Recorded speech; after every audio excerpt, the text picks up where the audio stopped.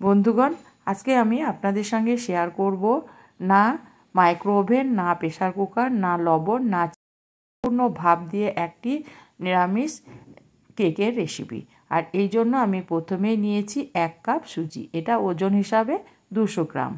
আর এটাকে আমি সরিয়ে রেখে এবার আমি নিয়ে নেব একটা, যেবার কাপ মেপে আমি সুজি নিয়েছি সেই কাপ মেপে হাফ কাপ মোটা দানার চিনিটা। এবার আমি একটা মিক্সিং জারের মধ্যে এই মোটা চিনিটাকে নিয়ে নেব, দিয়ে একটু গুঁড়ো করে নেব। এবার আমি একটা বাটি নিয়ে নিলাম, বাটির মধ্যে আমি যে সুজিটা নিয়েছি সেটাকে দিয়ে দিলাম, আর দিয়ে দেব এখানে যে গুঁড়ো চিনিটা সেটাকে আমি দিয়ে দিলাম। যে কোনো মিষ্টিতে একটু লবণ দিলে তার স্বাদটা খুব ভালো হয়, তাই জন্য আমি অল্প 2 চিমটি লবণ দিয়ে দিলাম। এবার এই শুকনো উপকরণগুলোকে আমি চামচ দিয়ে ভালো করে মিশিয়ে নেব।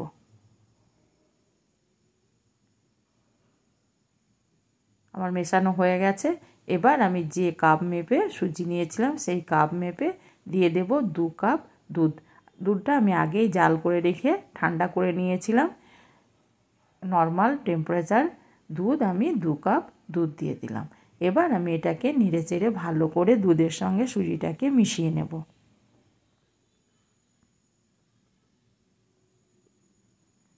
সুজিটা আমার ভালো করে মেশানো হয়ে গেছে। এবার আমি এটাকে ঢাকা দিয়ে 10 মিনিট রেস্টে রেখে দেব। 10 মিনিট পর আমি ফিরে এলাম। সুজিটা অনেকটাই ফুলে গেছে। এবার আমি একবার নেড়ে নেব। আমি একই দিকে, যেহেতু আমি এখানে কোনো ডিমের ব্যবহার করব না, সেহেতু এলোমেলোভাবে কোনো এটা নাড়লে হবে না, একই দিকে এটাকে নাড়াতে হবে। কিছুক্ষণ নাড়িয়ে নেওয়ার পর আমি এখানে দিয়ে দিলাম যে কাপ মেপে আমি চিনি নিয়েছিলাম সেই কাপ মেপে আমি 1 কাপ দিয়ে দিলাম ময়দা। ময়দাটা আমি প্যাকেটের ময়দা নিয়েছি, যদি লুজ ময়দা হয় তাহলে ওটাকে চেলে দেওয়াই ভালো। চেলে একটু দিবেন বন্ধুরা। তারপরে আবারও আমি একটু ময়দা দিয়ে দিলাম, অর্থাৎ আমি হাফ কাপের থেকে একটু বেশি এখানে ময়দার ব্যবহার করেছি। সমস্ত ময়দাটা আমি ভালো করে মিশিয়ে নেব। আমার মেশানো হয়ে গেছে। এবার আমি এখানে দিয়ে দিলাম যে কাপ মেপে আমি সুজি নিয়েছিলাম সেই কাপ মেপে 4 ভাগের 1 ভাগ দিয়ে দিলাম সাদা তেল। তেলটা দেওয়ার পর আবারও আমি ভালো করে তেলটাকে এই সুজির বেটারের সঙ্গে মিশিয়ে নেব।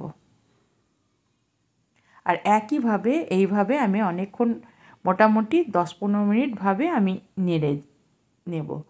এবার আমি এখানে দিয়ে দিলাম 4টে এলাচকে আমি গুঁড়ো করে রেখেছিলাম, সেটা দিয়ে দিলাম। এখানে আমি ভ্যানিলা ব্যবহার করব না, যেহেতু আমি এখানে ডিমের ব্যবহার করিনি, সেহেতু ভ্যানিলা ব্যবহার না করলেও হবে। দিয়ে আমি ভালো করে এইভাবে অনবরত একই দিকে নাড়তে থাকবো। এইভাবে আমি মিনিট 5 নেড়ে নিলাম। নেড়ে নেওয়ার পর আমি মোটামুটি আমার 15 মিনিট আমি একইভাবে বেটারটাকে ভালো করে ফাটিয়ে নিয়েছি। এবার একটা কেক টিন নিয়ে নিলাম। কেক টিনে আমি একটা বাটার পেপারটাকে আমি ফোল্ড করে এভাবে কেটে নিলাম। দেখুন বন্ধুরা, একদম বাটির বা কেক টিনের বাটিটার তলের মাপ হয়ে গেছে। এবার এটাকে আমি উঠিয়ে নেব, দিয়ে আমি দিয়ে দেব তেল। এখানে আমি অল্প একটু তেল ব্রাশ করে দেব। এবার আমি যে পেপারটা কেটে রেখেছি সেটাকে বসিয়ে দিলাম। এবার ওই ব্রাশটাকে একবার বুলিয়ে দিলাম।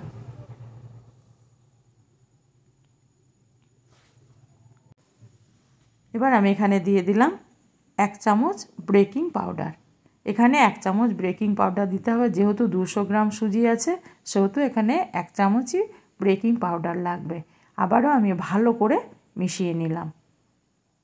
মিশিয়ে নেওয়ার পর আমি যে কেক টিনটাকে রেডি করে রেখেছি তার মধ্যে আমি বেটারটাকে ঢেলে দেব।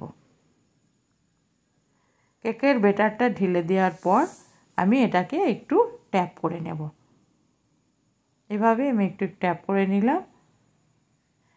এদিকে আমি একটা গ্যাসের মধ্যে একটা হাঁড়ি বসিয়ে দিয়েছি। হাঁড়ির মধ্যে একটা স্ট্যান্ড বসিয়ে দিয়ে কিছুটা জল দিয়ে আমি কেক টিনটাকে বসিয়ে দিলাম। এবার আমি ঢাকা দিয়ে দিলাম। এই ছিদ্রটাকে আমি একটা কাগজ দিয়ে বন্ধ করে দিলাম। 20 মিনিট পর আমি ফিরে এলাম। দেখুন বন্ধুরা, অনেকটাই ফুলতে শুরু করেছে। এবার আমি কিছুটা কিশমিশ নিয়ে নিয়েছি, কিশমিশগুলোকে উপরে দিয়ে দিলাম। যদি আমি কিশমিশগুলোকে প্রথমেই দিয়ে দিতাম তাহলে কিশমিশগুলো নিচের দিকে নেমে যেত। সেই জন্য আমি 20 মিনিট রান্না করে নেওয়ার পর তবে কিশমিশ আর এই কাজুটাকে এইভাবে আমি সাজিয়ে দেব। দেওয়ার পর আমি আবারও ঢেকে দিলাম। ঢেকে দিয়ে আবারও আমি জাল করে নিলাম। মোটামুটি আমি 45 মিনিট পর আবার ফিরে এলাম। দেখুন বন্ধুরা, আমার কাঠিটা একদম পরিষ্কার, তার মানে আমার কেকটা রেডি হয়ে গেছে। এবার আমি গ্যাসটাকে বন্ধ করে দিয়েছি, দিয়ে আমি উঠিয়ে নিয়ে পুরোপুরিভাবে ঠান্ডা করে নিয়েছি। এবার আমি একটা চাকু দিয়ে এইভাবে একটু ঘুরিয়ে নেব। নেওয়ার পর একটা থালা চাপিয়ে দেব। দেখুন এরকম আমি একটা থালা নিয়েছি। এবার এটাকে চাপিয়ে দিয়ে একটু হাত দিয়ে বাড়ি মারলেই অনায়াসেই কেকটা ছেড়ে যাবে। দেখুন বন্ধুরা, দারুণ একটা কেক আমার রেডি হয়ে গেছে। এবার ওপরের যে পেপারটাকে আমি উঠিয়ে ফেলে দেব। একটা স্পঞ্জি নরম কেক আমার রেডি হয়ে গেল। যেমন নরম তেমনি স্পঞ্জি, খেতে কিন্তু দারুণ লাগে বন্ধুরা। যে কোনো দিন চায়ের সঙ্গে হোক, টিফিন হিসাবে এটাকে চটজলদি বানিয়ে নিতে পারেন। এবার আমি এটাকে একটা চাকু দিয়ে আপনাদের দেখিয়ে দিচ্ছি কত স্পঞ্জি আমার কেক রেডি হয়ে গেল। দেখুন বন্ধুরা, কত স্পঞ্জি। আর পুরো ভিডিওটা দেখার জন্য আপনাদের অসংখ্য ধন্যবাদ। বাই, আবারও দেখা হবে।